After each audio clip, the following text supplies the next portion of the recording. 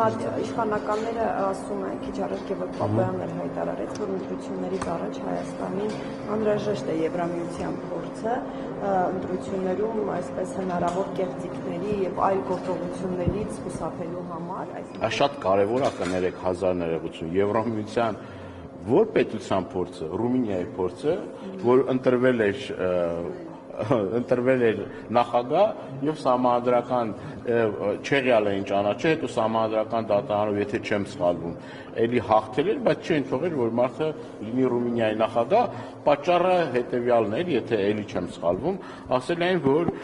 Ռումինիայի նախագահը դրական վերաբերմունք ունի Վլադիմիր Պուտինի նկատմամբ։ Եթե համարում եք եվրոպական փորձը, այս Ռումինիայի փորձը,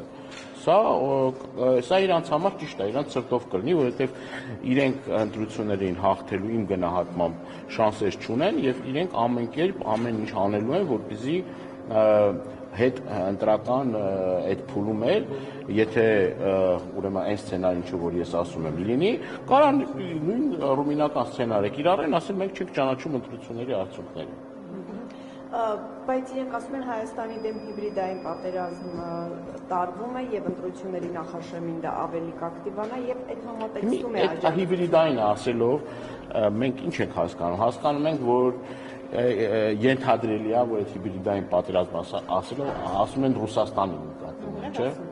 Հա, Ռուսաստանի նկատմամբ։ Հիմա եթե դա Ռուսաստանից չի, այսինքն ուրիշ մի երկրից, դա հիբրիդային է, թե հիբրիդային չի։ Հիբրիդային է, հիբրիդային չի։ Այսինքն թե նույն բանը, որ այդ ասում են հիբրիդային, տեղեկատվական պատերազմ եւ այլ, եթե այդ տեղեկատվական այդ հոսքերը բանը Ռուսաստանից չլինի, այլ երկրից լինի, օրինակ Ուկրաինայից լինի, նորմալ է այդ։ Այսինքն նախ պետք է խաղի կանոնները որոշեն, թե ինչ է նշանակում դա, ինչ է Իրանից ենթադրում։ Երկրորդն էլ շատ բարձ բան ենք ասել մենք, որ անդադ մեզ մեղադրում են, չէ, շպիոն են, չկներես են, մենք ամեն անգամ նամակ ենք ուղարկում ԱԱԾ, ասելով, եթե նման բան կա, խնդրում ենք հրապարակեք, ասեք, եթե նման ուրեմն ինֆորմացիա ունեք կամ նման դուք պնդումներ անելու հիմք ունեք, կամ այդ հարցի վերաբերյալ լսում եք ինձ, չէ՞։ Կամ այդ հարցի հետ կապված միջև վերջ գնացեք եւ բանարեք, կամ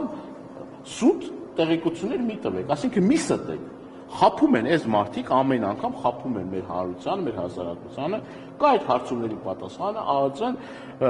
այդ առումով մի քանի նաև նամակներն է կարող ձեզ տրամադրել, որ նման բան գոյություն չունի։ Հիմի այս իշխանություններին, ով որ այս իշխանություններին դեմ է, ասում են ռուսի շպիոն է։ Ով որ դեմ է, ով որ կարծիք է արտահայտում, նույն եկեղեցին էլ, օրինակ, եթե կարծիք է հայտնել, ասում են նման որակավորումներ են տալի։ Ու բոլոր գործընկերների այդ հանդիպումների ժամանակ Եվրոպայում թիվ 1 թեման է դա։ Գերիների խնդիր չկա իրանց համար, կներեք, Արցախի խնդիր չկա իրանց համար, մեր տարածքների օկուպացված տարածքներից ադրբեջանական զորքերի դուրս բերման խնդիր չկա։ Մենակ մի խնդիր ունեն այս մարդիկ։ Գնան Եվրոպա, ով որ իրենց դեմ է, ասեն այս մարդիկ շպիոն են, Ռուսաստանի շպիոնն են եւ խնդրում են ձեզ միջոցներ ձեռնարկել եւ այլն։ Վրաստանում իրենք չկարողացան այսպես իշխանությունը փոխել, եվրոպական կառույցները, հիմա էլ անհաշտ են այդ ընտրության հետ կապված, չնայած Հայաստանի իշխանությունները շատ լավ համագործակցում օգնում են իրանց հարցում։ Այս մասով, այսինքն եվրոպական հարավային Կովկասում Եվրամիությունը հիմա ինչպես ասում են, ստավկան դրել է Հայաստանի վրա, որպեսզի ձեռքից չկորցնի, ինչ եք կարծում։ Դրա համար են այդ գումարները տալիս, որպեսզի, չգիտեմ, միգուցե Փաշինյանի իշխանությունը պահպանելու։ Կարող եք այսպես ուղիղ կապ տեսնել։ Հիմա ես Վրաստանի օրինակով ձեզ ասեմ։ Մինչև այս լարված հարաբերությունները ԵՄ-ի հետ, ես որ այցելում էի Վրաստան, Վրաստանի գործող իշխանության ներկայացուցիչների հետ զրույցների ժամանակ կարմիր թելով հետևյալ բաներ գնում, որ մեզ վրա ճնշում են գործադրում, որպեսզի մենք Ռուսաստանի դեմ գործենք եւ պատժամիջոցներ եւ գործուն քայլեր, անթուփ միջև ռազմական գործողություններ։ Այդ ժամանակ չկար այդ խոսակցությունները, որ հրապարակային ասում, հետո հրապարակային ասեցի։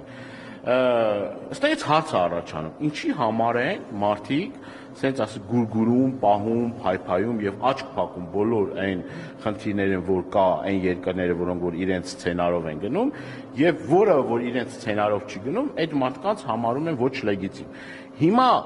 Հայաստանի արժև այդ խնդիրը դրվել է թե չէ։ Ես կարծում եմ, եթե ով որ ասում է փողը տալիս է, նայել երաժշտությունը պատվիրում է։ Հիմա դες չի որ մեր սիրուն աշկերի համար են այդ գումարները տալիս։ Հաստատ, հստակ նպատակ ունեն, այդ նպատակը մեկն է, քանի որ հիմա էլ Ամերիկայի Միացյալ Նահանգներ, Ռուսաստան,